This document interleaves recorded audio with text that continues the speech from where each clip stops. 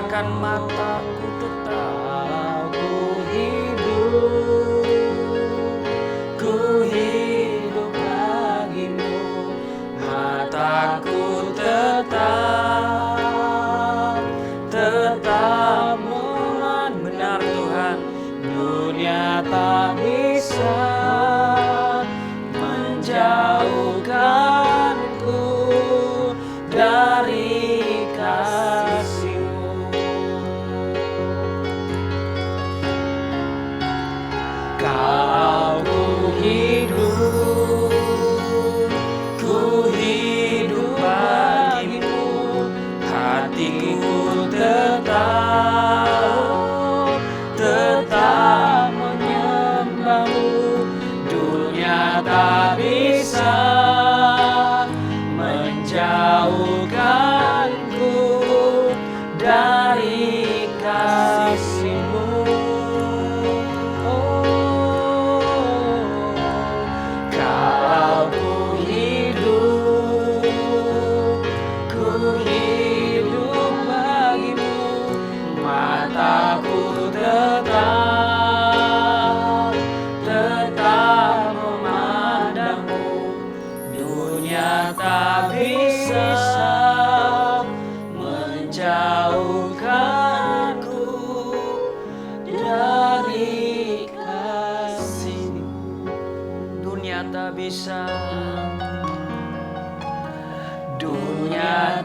bisa menjauhkanku dari kasih-Mu.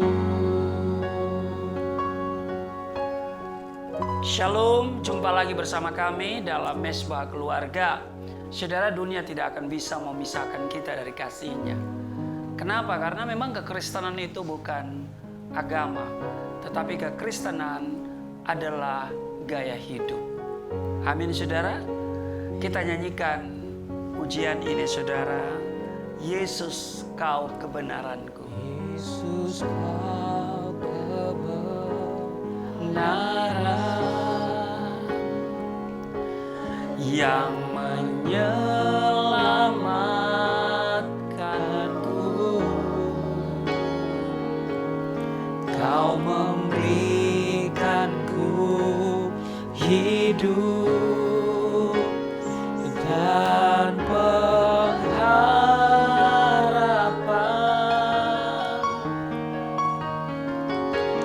Ku ikut kehendak-Mu, ku nyatakan janji-Mu,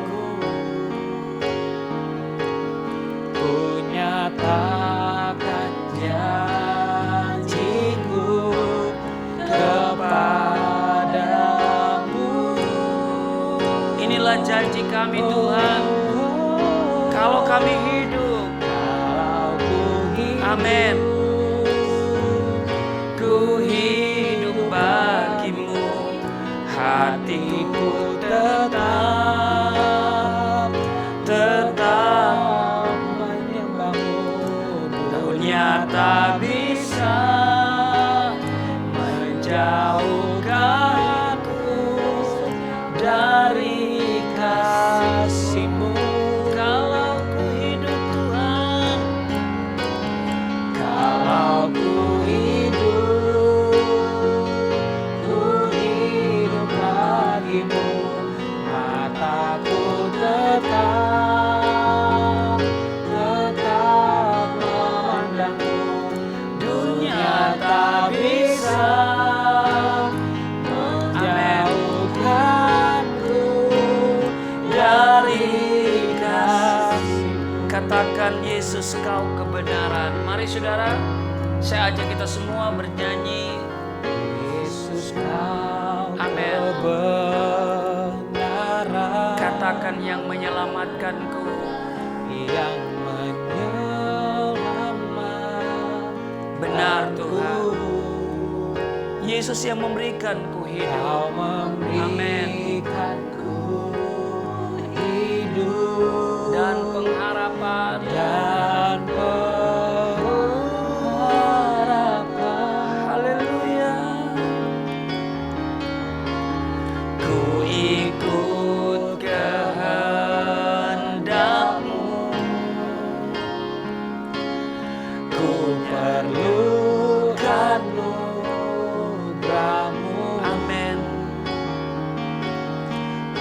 nyatakan janjiku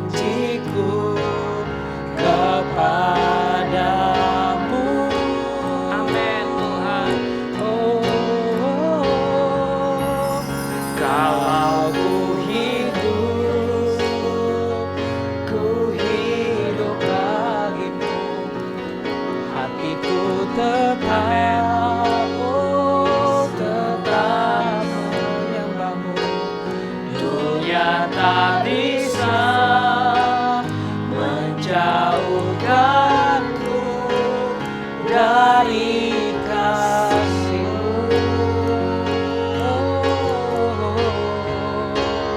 Kalau ku hidup bagimu, mataku tetap menyembahmu.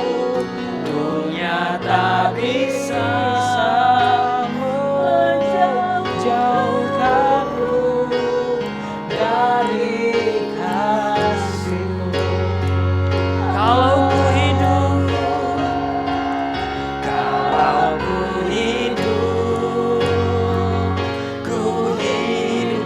bagimu, hatiku tetap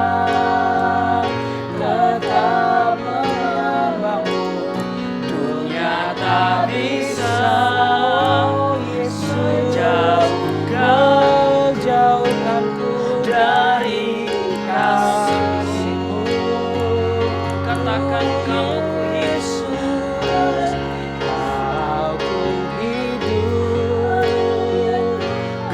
hidup bagimu, mataku tetap memandangmu. Dunia tak bisa menjauhkanku dari kasih-Mu. Saudara, saya katakan bahwa kekristenan itu bukanlah sebuah agama, bukan sebuah filsafat, tetapi sebuah hubungan dan gaya hidup. Amin. Karena itu saudara, seperti lagu tadi mengatakan, kalau kita hidup untuk Tuhan. Amin. Biarlah mata kita selalu memandang kepadanya dan hati kita selalu melekat kepada Tuhan. Hanya Tuhan penolong kita satu-satunya yang sanggup membawa kita sampai pada hari ini. Mari kita datang kepada Tuhan, saudara. Dia tidak melihat masa lalu kita, tapi Dia selalu melihat kita di masa depan. Ingat bahwa kekristenan adalah hubungan yang sangat pribadi dengan Bapa kita. Gaya hidup kita kiranya menjadi gaya hidup yang selalu berkenan kepada Tuhan. Haleluya. Kekristenan telah mematikan semua keinginan-keinginan dunia. Dan kalau kita hidup memang sungguh-sungguh hanya tertuju kepada Tuhan. Saudara, mari kita siapkan diri kita untuk kita membaca dan merenungkan firman Tuhan. Ada satu lagu yang kita nyanyikan sebagai persiapan kita untuk membaca, merenungkan firman Tuhan. Kita datang lagi lebih sungguh kepada Tuhan. Ku telah mati dan tinggalkan cara hidupku yang lama. Semuanya sia-sia dan tak berarti. Amin. Benar Tuhan. Lagi hidup ini ku letakkan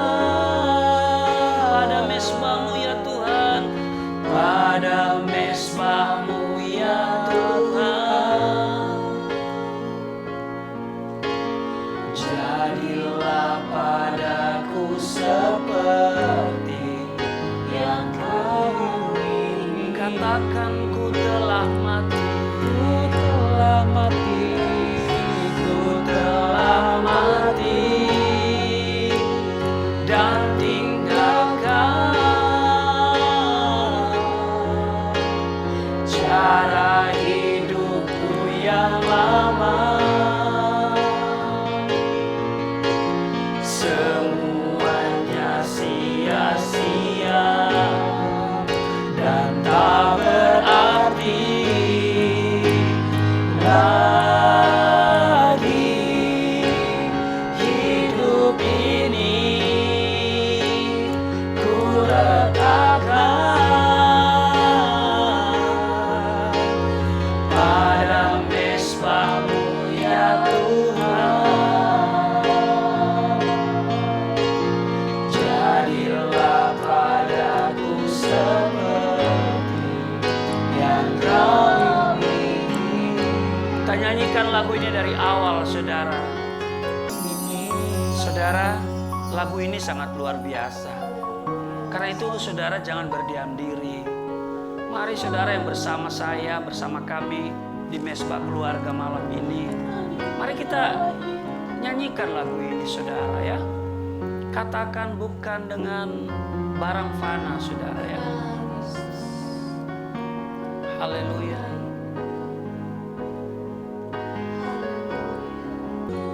Jadilah padaku,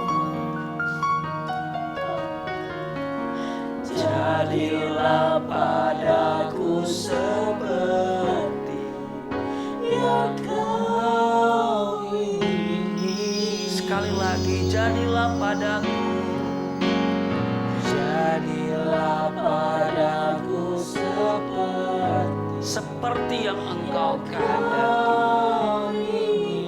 Terima kasih Tuhan.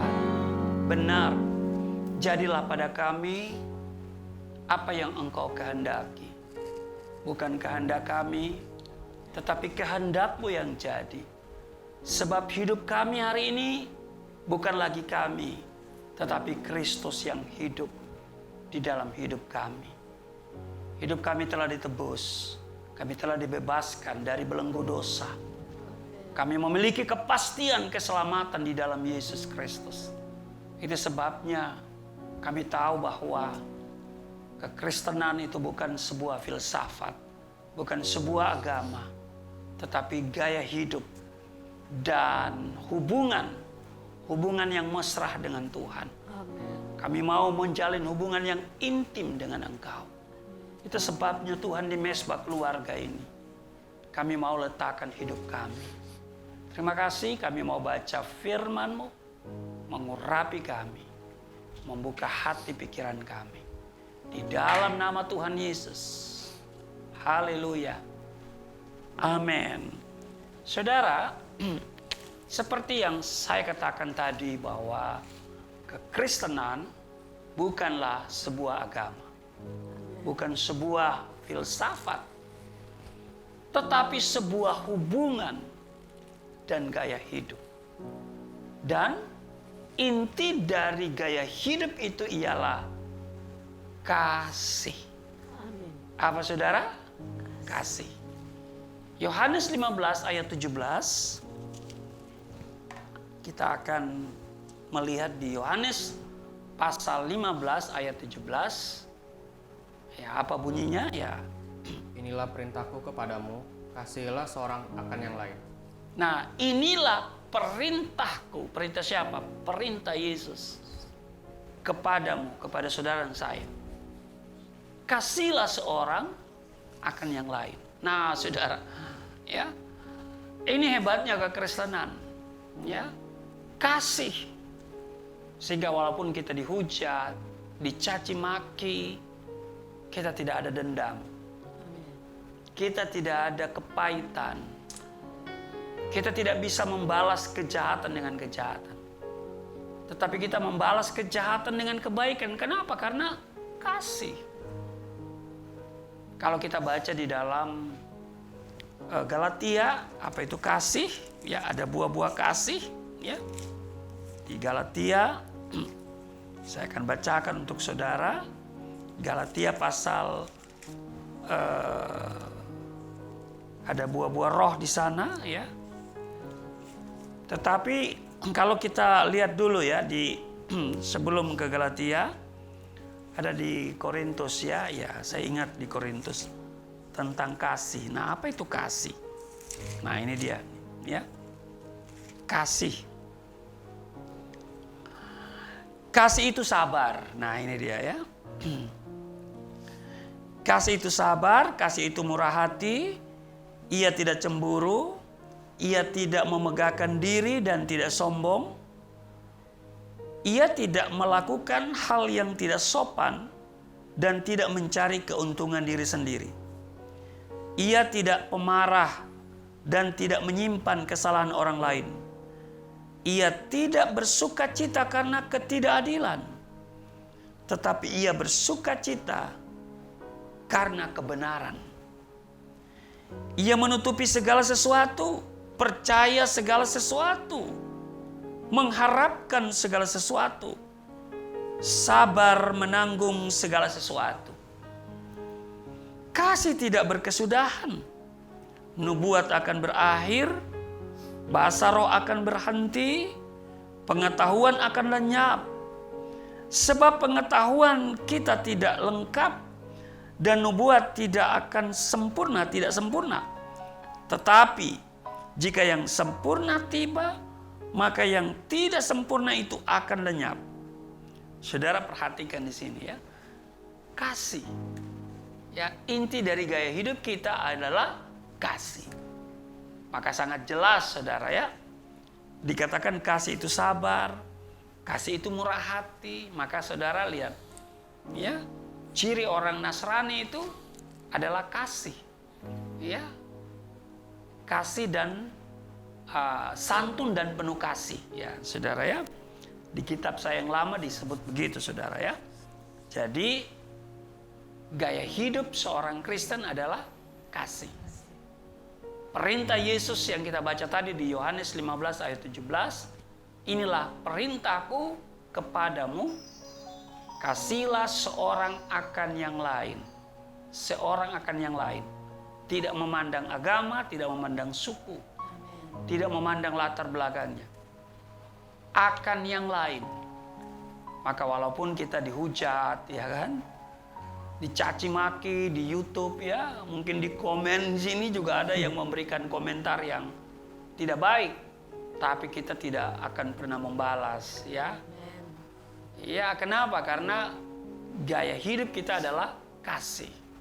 Allah kita itu kasih, ya. Maka kasih itu akan nampak dalam kehidupan orang yang mengaku percaya kepada Allah. Nah, karena itu saudara, mari kita terapkan dalam hidup kita ya kasih ini. Roma pasal 15 ayat 1 sampai 3. Ya, di sana coba kita lihat. Ya. Roma pasalnya yang ke-15 ayat 1 sampai dengan 3. Anak saya akan membacakan. Ya.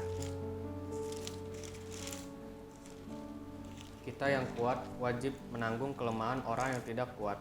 Dan jangan kita mencari kesenangan kita sendiri. Setiap orang di antara kita harus mencari kesenangan sesama kita demi kebaikannya untuk membangunnya. Karena Kristus juga tidak mencari kesenangannya sendiri. Nah, saudara, kasih ya dikatakan di Korintus tadi ya, di Korintus pasalnya yang ke-13 ya tentang kasih ya.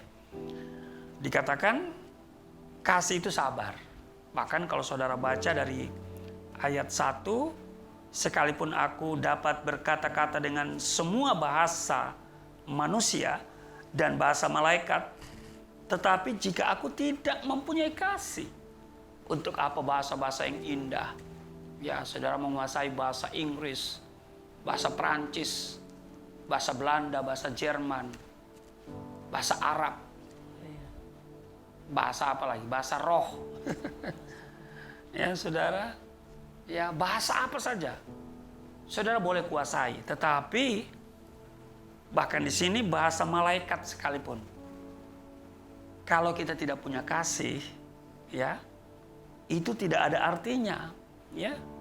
Bahkan dikatakan jika aku tidak mempunyai kasih, aku sama dengan gong yang berkumandang dan canang yang gemerincing. Sekalipun aku mempunyai karunia untuk bernubuat, dan aku mengetahui segala rahasia, dan memiliki seluruh pengetahuan di dunia ini. Ya kan?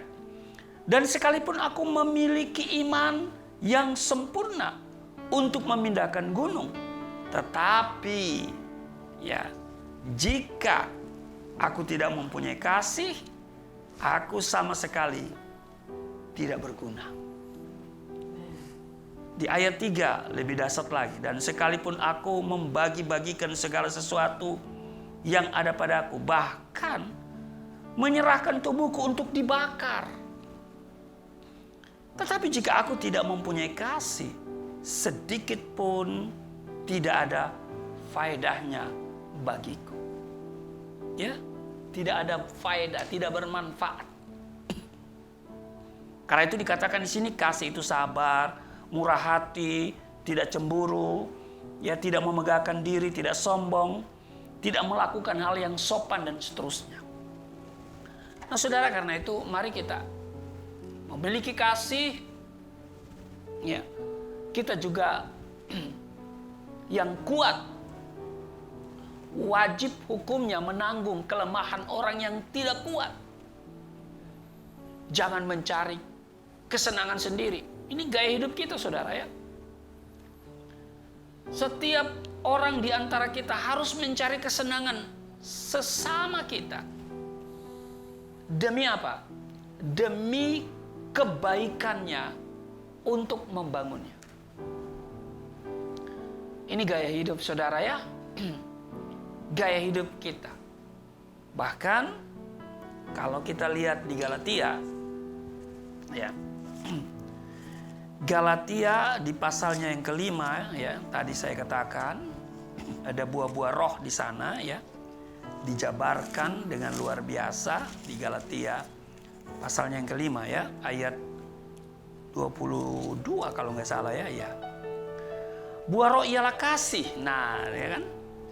Buah roh adalah kasih, ya, sukacita, damai sejahtera, kesabaran, kemurahan, kebaikan, kesetiaan, kelemah lembutan, penguasaan diri.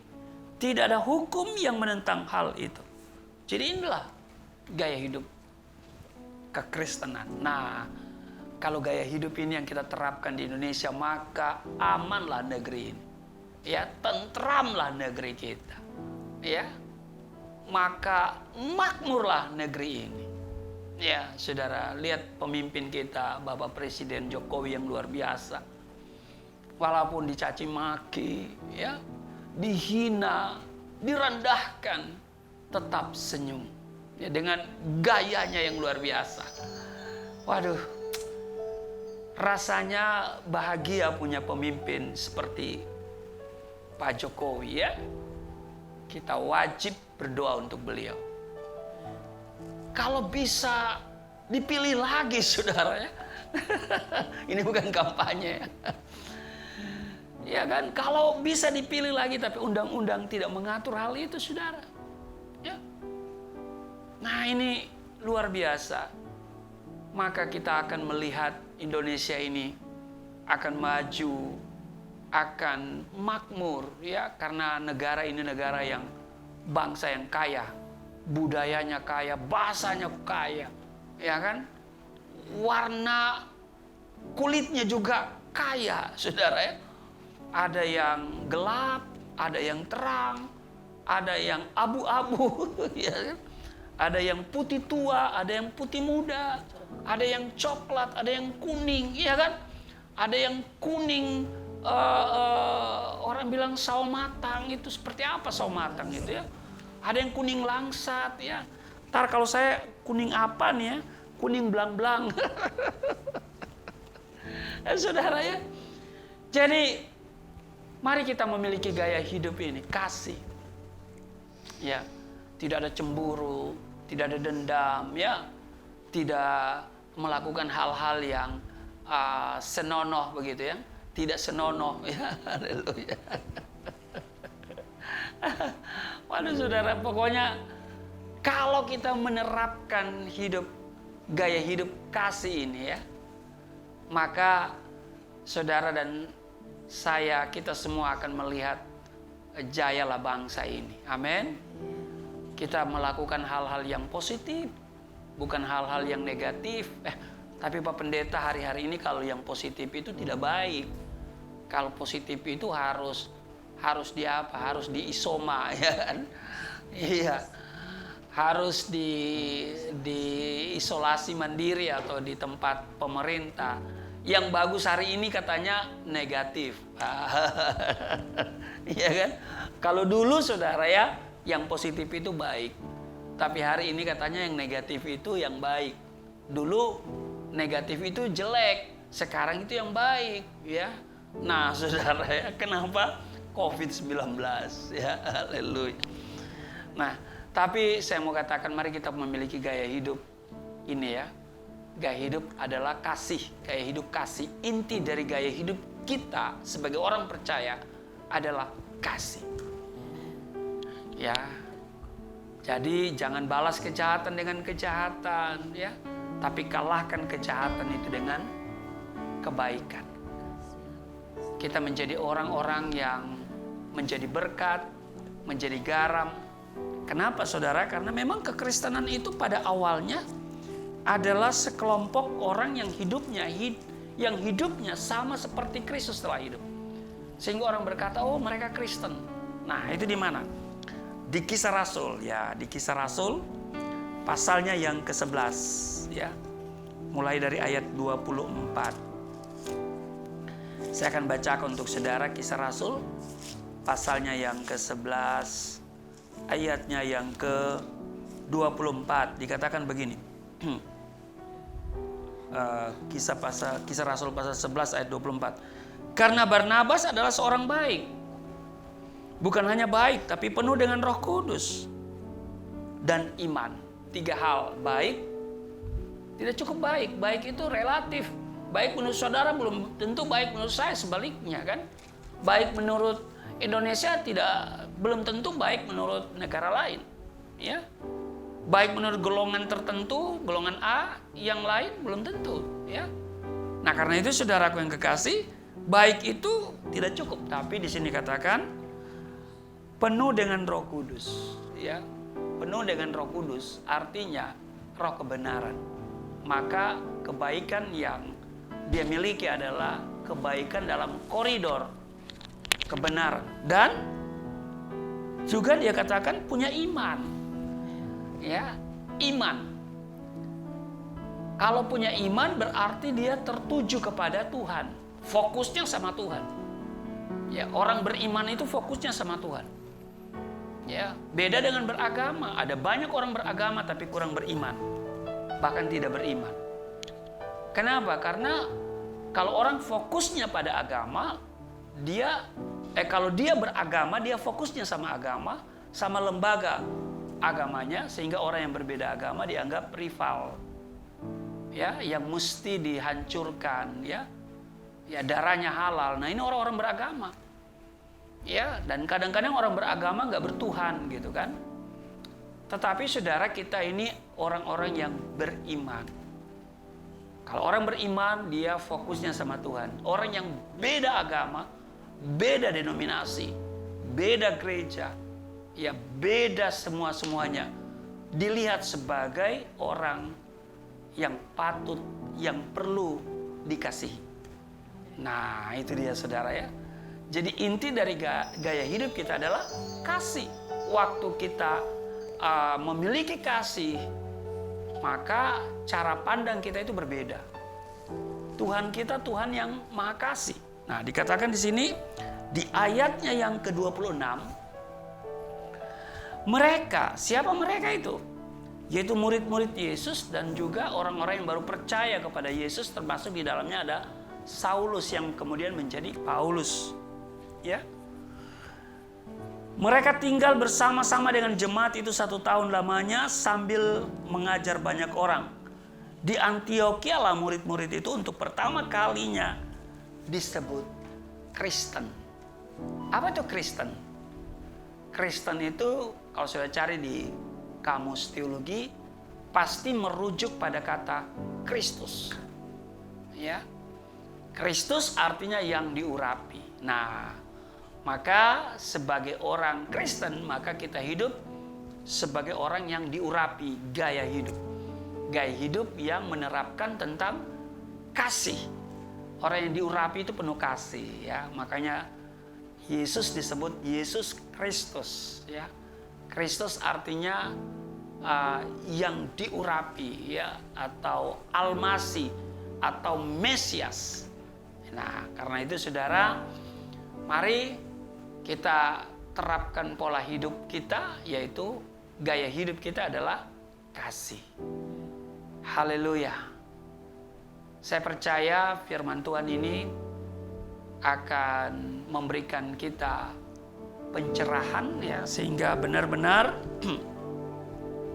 kita dalam hidup ini, selagi kita hidup hari ini, ya, ada banyak orang tidak lagi memiliki hidup hari ini. Mari kita pakai hidup ini sebagai kesempatan untuk menerapkan gaya hidup kita. Amin. Ya. Haleluya. Mari saudara kita datang kepada Tuhan.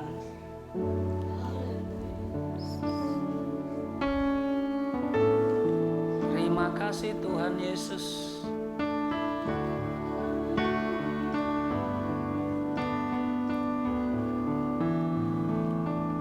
Hidup ini adalah kesempatan. Hidup ini untuk melayani Tuhan. Jangan sia-siakan waktu yang Tuhan beri. Hidup ini harus jadi berkat. Amin. Hidup ini adalah kesempatan. Hidup ini adalah kesempatan. Hidup ini untuk melayani Tuhan. Jangan sia-siakan waktu yang Tuhan beri. Hidup ini harus jadi berkat. Oh Tuhan, pakailah hidupku selagi